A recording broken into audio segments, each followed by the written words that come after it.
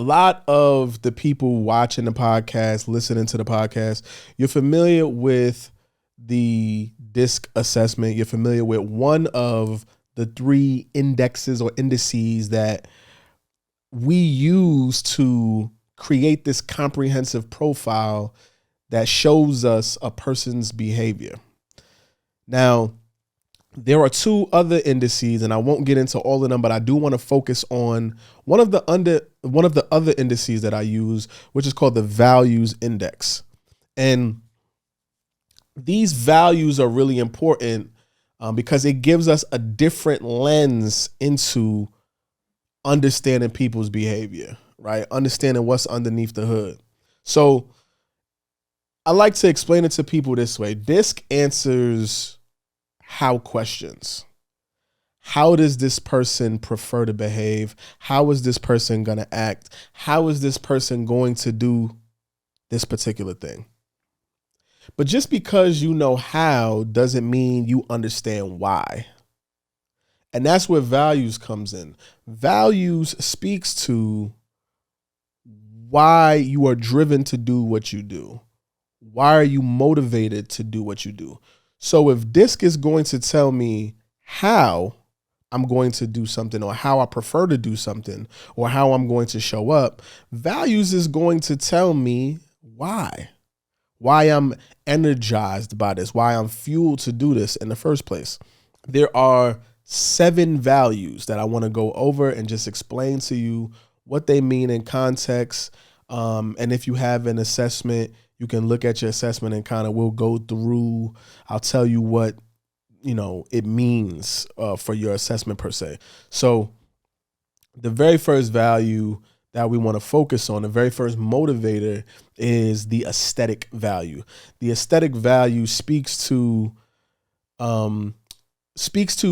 peace and harmony and balance, right? This means you're motivated by tranquility, by feng shui, maybe, right?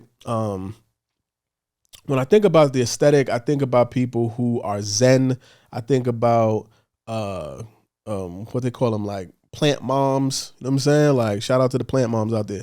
But it reminds me of like a plant mom, like green space, somebody that likes to be in nature or sit by water or things like that.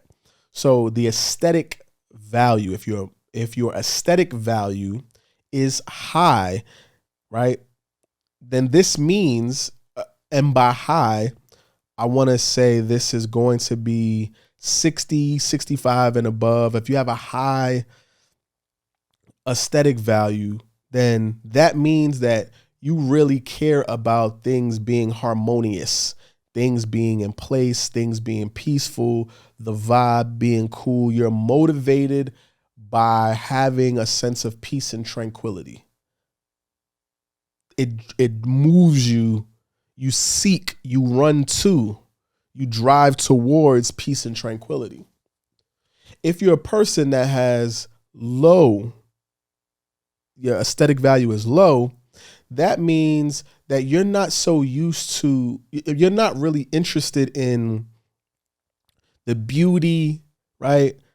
The form, like the aesthetic of the thing. You care more about utility. You care more about function. Does this thing actually work?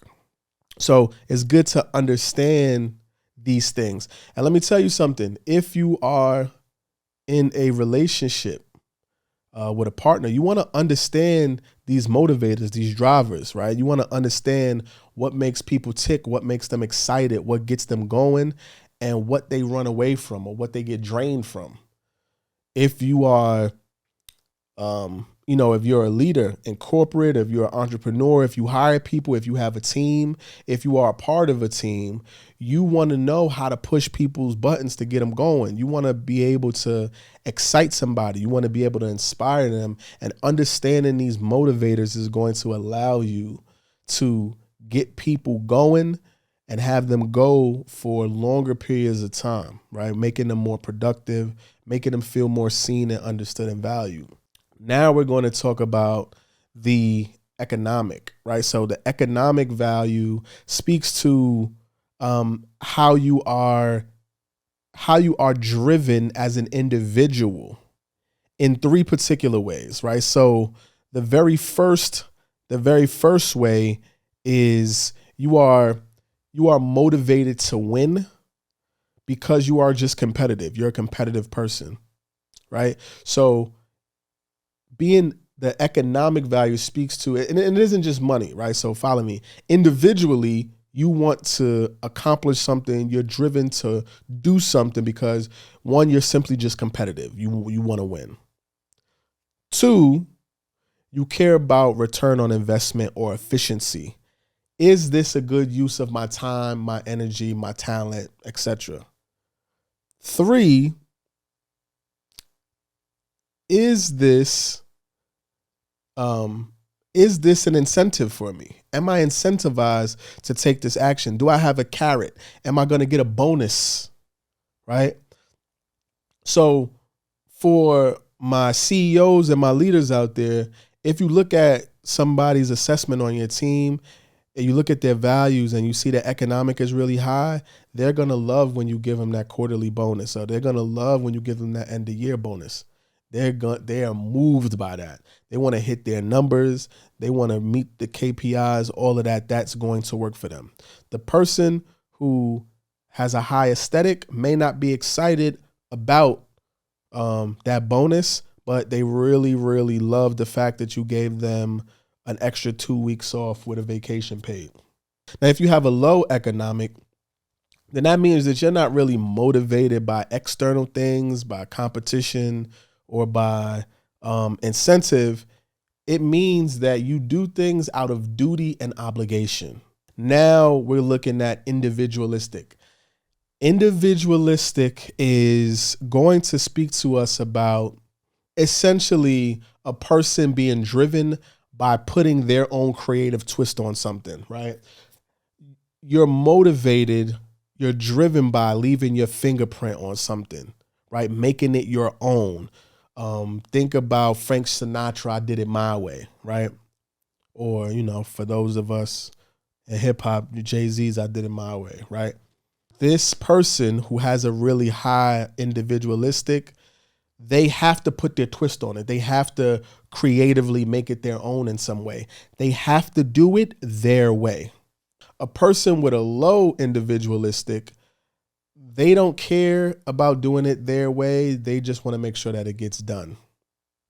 This is a person who's more of a team player, more of a, do what's best for the collective, more of a individual contributor. Hey, I just want this thing to work. I don't have to have it my way. I just want it to go a way that actually works. Next, you have the political value. So the political value, kind of like the economic, you want to win. You want to lead, you want to drive, but you want to do it collectively. You want the team to win, right? So think about economic being a Kobe Bryant, a Michael Jordan, an individual, selfish, just self-interested drive, and political being more of a LeBron James, team, collective, all around kind of thing. But political says that I just want to be the leader of the team. I want to be in charge of the initiative. I want to be the one forging the way.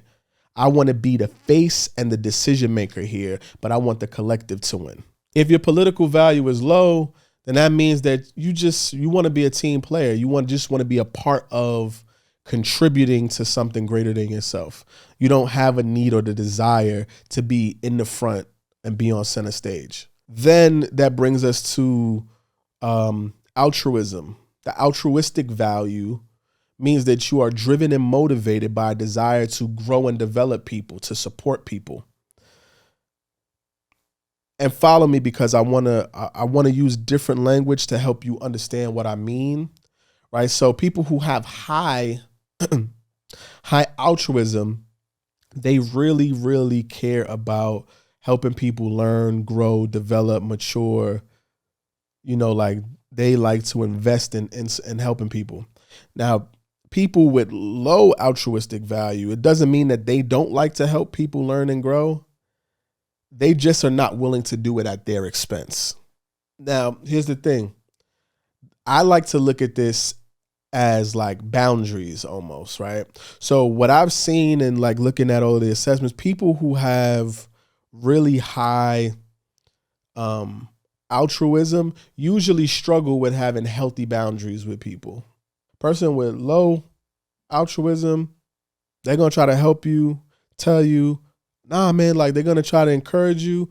After a while, they're going to cut their losses and go about their business. Like, yeah, this person, I ain't going to call you a lost cause, but just like you're not ready to receive this. I'm over here. Then you have the regulatory value, which means you are driven, right?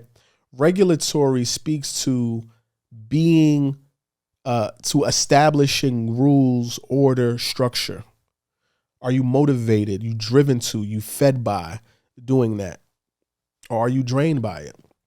A person with really high regulatory value, this is a person who is driven, is motivated by creating and establishing order and structure, upholding and enforcing structure. They think that there's a fixed way to do things. It's this way or it's that way. It's black or it's white. It's this or it's that. It's either or. A person with low regulatory is more fluid and flexible in their ways of being, their ways of going about something. They don't think that there's necessarily a fixed way. It's not black and white. It can be gray for them. They're more creative and, more broad and more creative in their ways of going about doing things.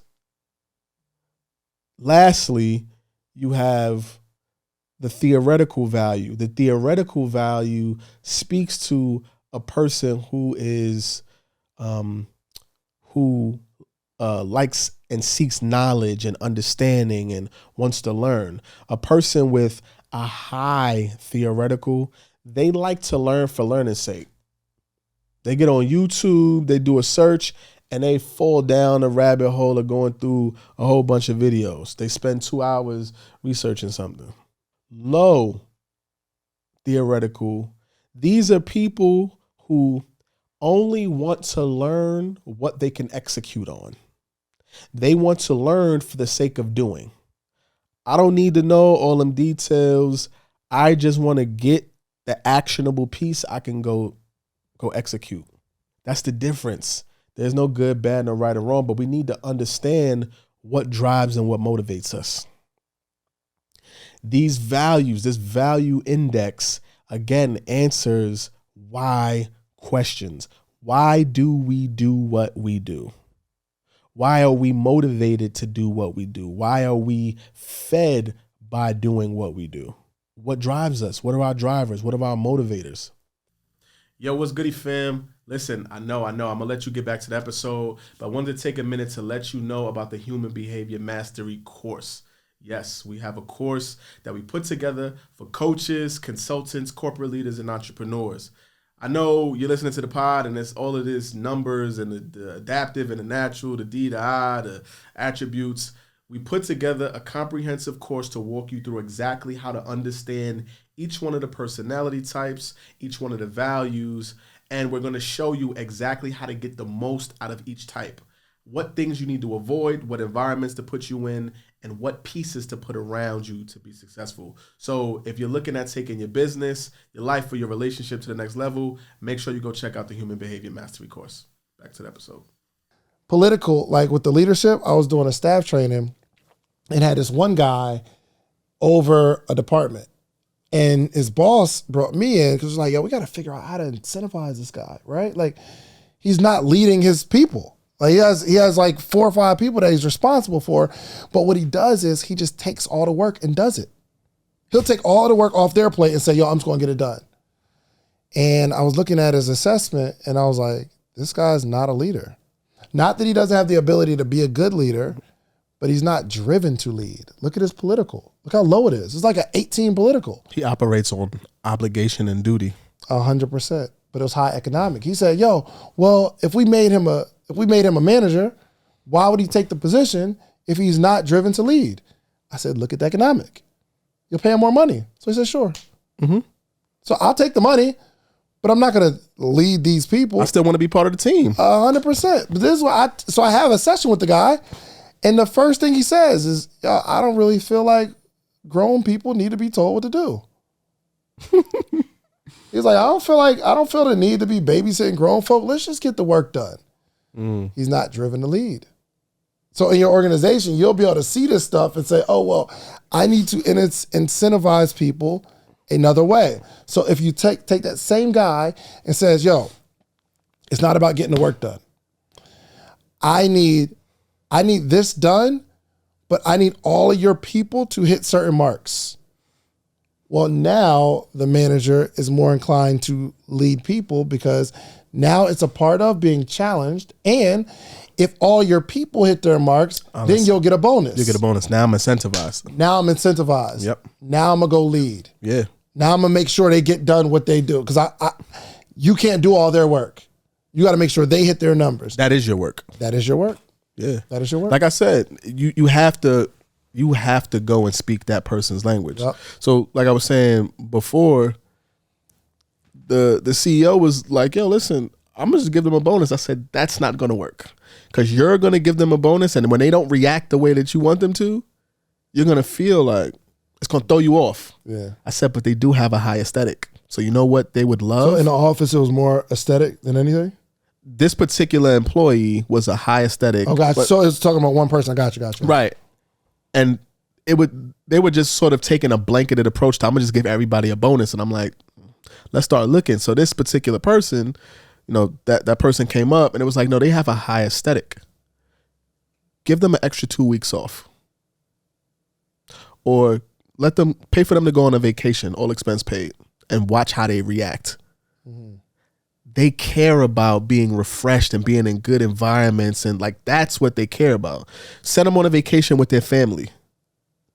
Watch how they come back like ready to take on the world. Mm-hmm. That's what it is. So it's important for us not to just do what we would care about or motivate people in the way we're motivated. It's taking the time to figure out what motivates them and giving them exactly what they want and what they need before they have to ask for it. 100%.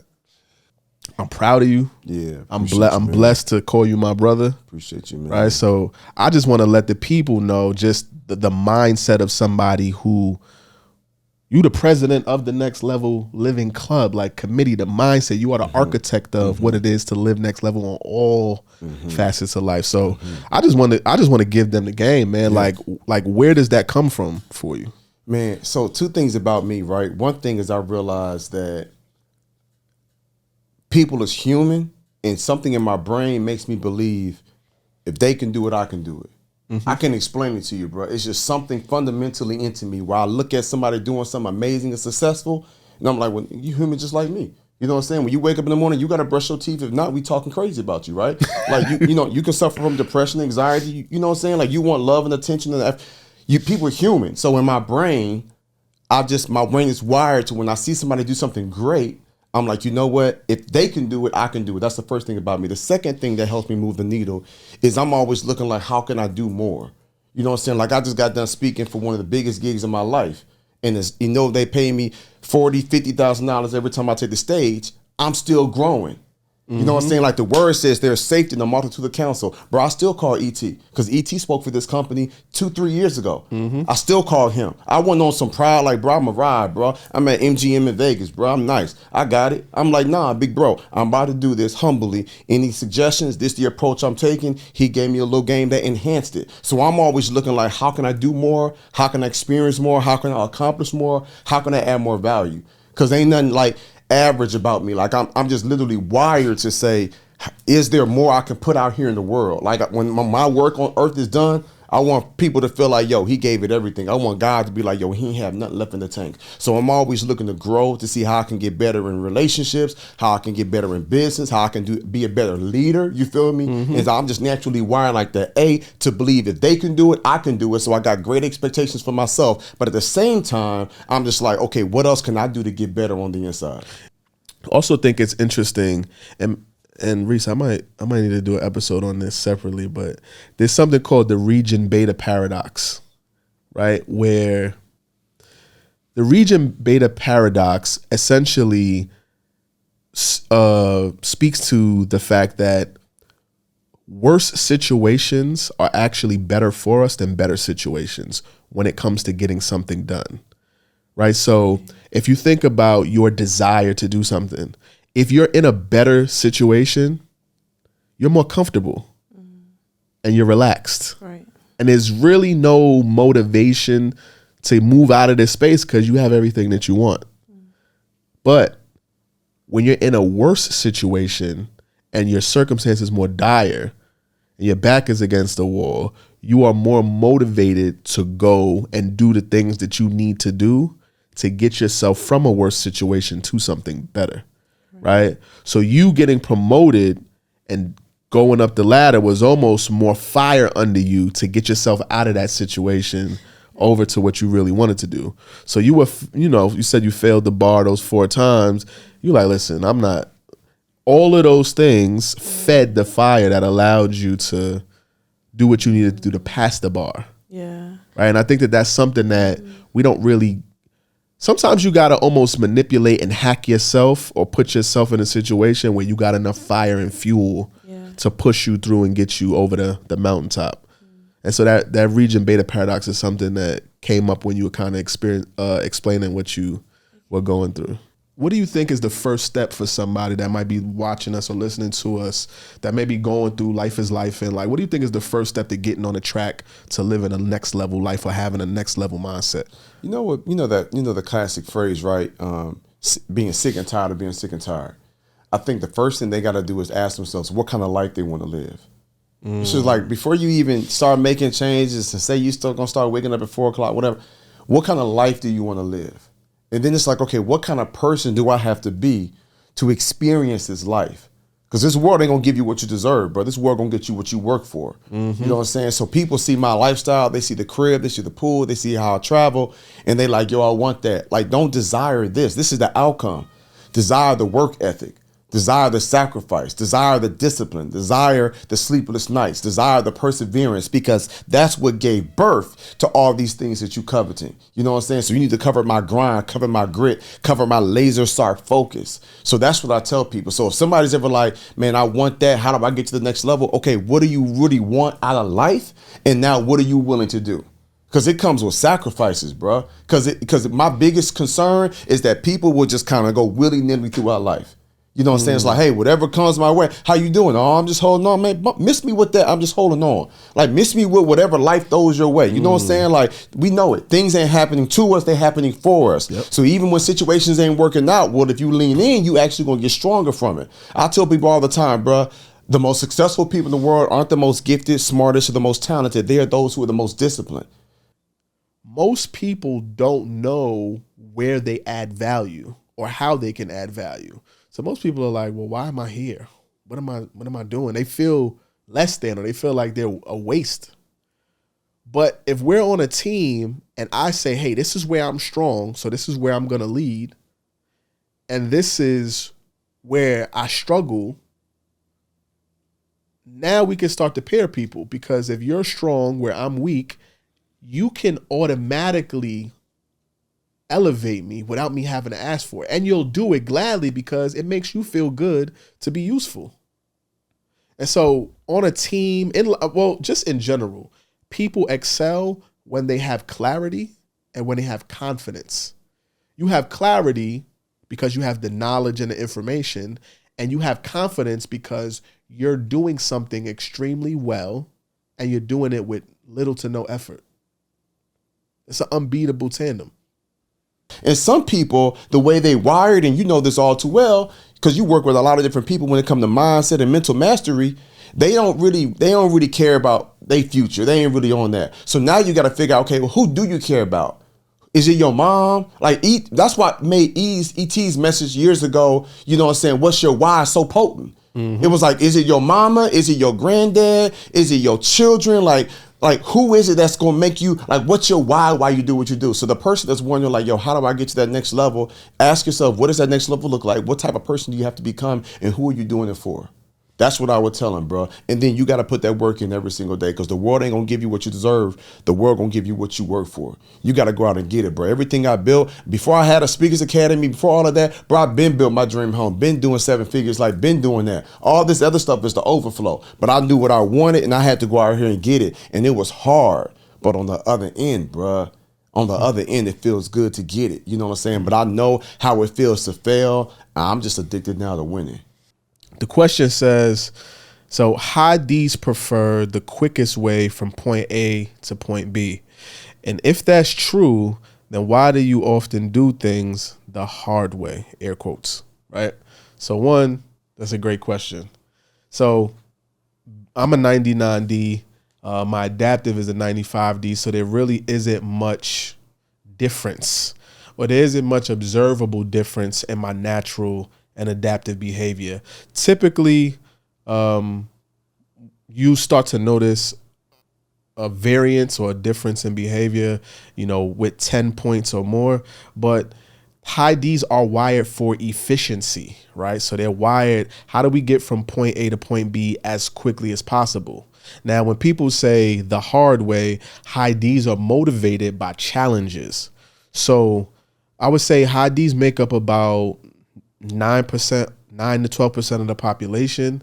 The rest of the population is going to be risk averse, where high Ds thrive off of challenge and thrive off of things of significance, problems of significance. So we're natural problem solvers. So for me, though I do like to be efficient, I do like to move quickly, and I do like to move with rigor and urgency, I also get a sense of, it's almost like my dopamine reward system gets triggered when I see a problem or come across a problem, and I'm going through the process of solving it. And then when I ultimately solve the problem, there's almost like this euphoric feeling, right? So I want you to leave the people with one mindset. If you could leave them with one mindset, one perspective that they can take and do something actionable in their lives, what would that one mindset be? So let's recap of what I've given them so far, and then I'll give it to them. Go through. Right? So the concept of next level living, the constant pursuit to be everything that God has called us to be, right? The second thing is always grateful, but never settle. Right? It's like you're always grateful for what you have and what you've accomplished, but you're not going to settle. Right? That next level is like, okay, I'm not going to complain about what I'm going through. I'm going to embrace it, because that's actually making me, the best person. Right? We talked about the importance of being disciplined. The most successful people in the world aren't the most gifted, the smartest, or the talented. They're those who are the most disciplined. Right? So I would tell somebody, if I would just leave them one principle, I would just let them know that it's possible for them. Most people, for whatever reason, they struggle with if it's possible for them. And I feel like every time I take the stage, the mindset work that I'm doing, I'm trying to let them know it is possible for you. If I could just get you all that's watching and listening, tapped in with us right now, if I could just get you to believe it's possible for you, you're going to be Gucci. But most people don't even pursue it. They're not pursuing the next level living. They're not pursuing always grateful, never. They're not pursuing that because they question if it's actually possible for them. You're talking to somebody that lived a completely different lifestyle, that came from poverty, all sorts of brokenness, all sorts of anxiety, insecurity, depression, all of that, to now living life on my own terms, traveling the world, making global impact, and mentoring thousands of people in the speaking game. You know what I'm saying? Like, if I can do it, it's definitely possible for you. But you got to believe.